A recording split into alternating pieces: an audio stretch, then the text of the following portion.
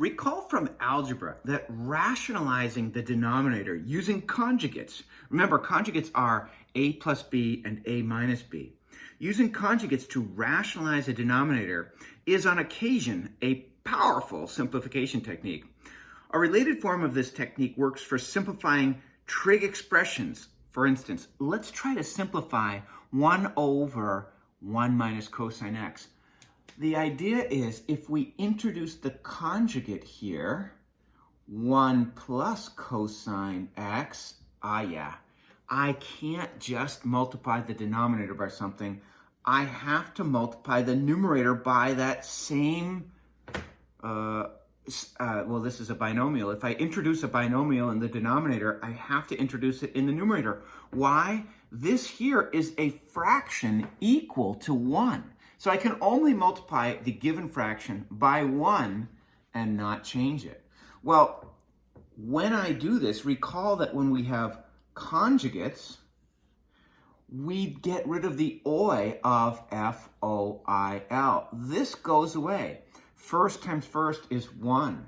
Last times last is cosine squared x. Now I keep the angle x because that's what was given.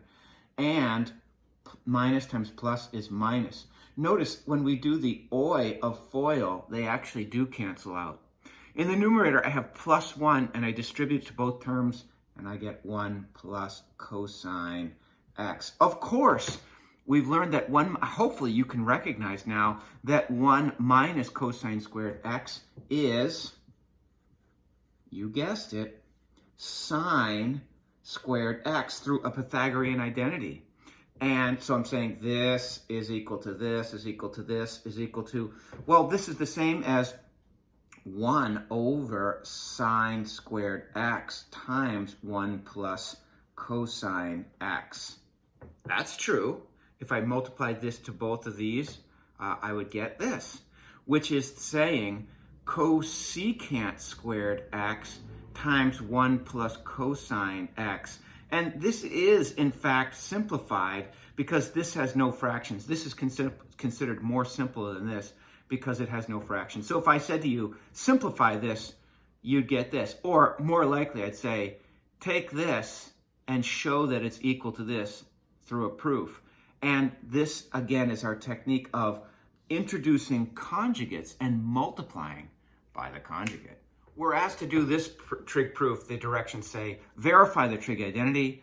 And so our first task is to say, which side is more complex? At this point, we're still with this idea, let's go complex to simple. Well, this has a fraction and this doesn't. So I can immediately see, I can do some work with this. So I'm going to start over here on the right-hand side.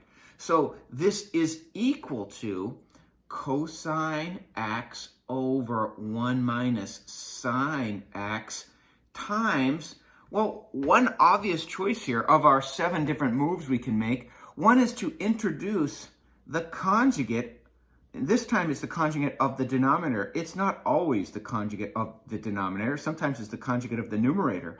If I have a binomial, guess what I do? I show that I'm multiplying a binomial times a binomial or binomial times a monomial with those parentheses. So as we've seen before, the denominator has FOIL in it, but it's a conjugate. So the oi of FOIL disappears. So I can take this as 1 minus sine squared x. I turn it into a DOPS, difference of perfect squares. And in the numerator, I'm going to have cosine x times 1 plus sine x. Now, I can cancel across a multiplication sign.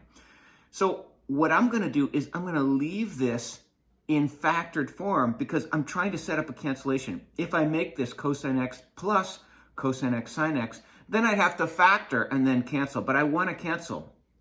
I recognize that 1 minus sine squared x is cosine squared x. See, if you know your identities, these proofs become very easy. Times cosine, on the top I have cosine x times 1 plus sine x. Notice cosine x cancels and I'm left with 1 plus sine x over cosine x. And my technique was introduce a conjugate, multiply by a fraction equal to 1, substitute an identity, cancel across a multiplication sign. I can do that.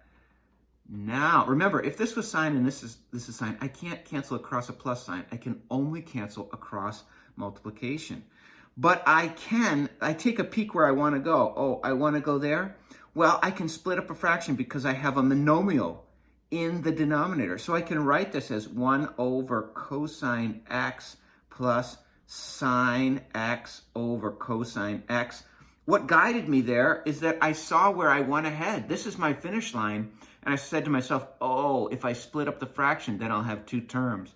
Which, of course, if you know your identities, this is secant x plus tangent x. And there it is. We've reached the left-hand side. That tells us we can stop. We were mathematical blacksmiths. We chose one side. We hammered and hammered and hammered away until we reached our destination and we can stop. Here is a bread.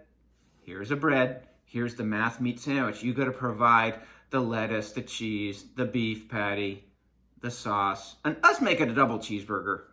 Another beef patty there.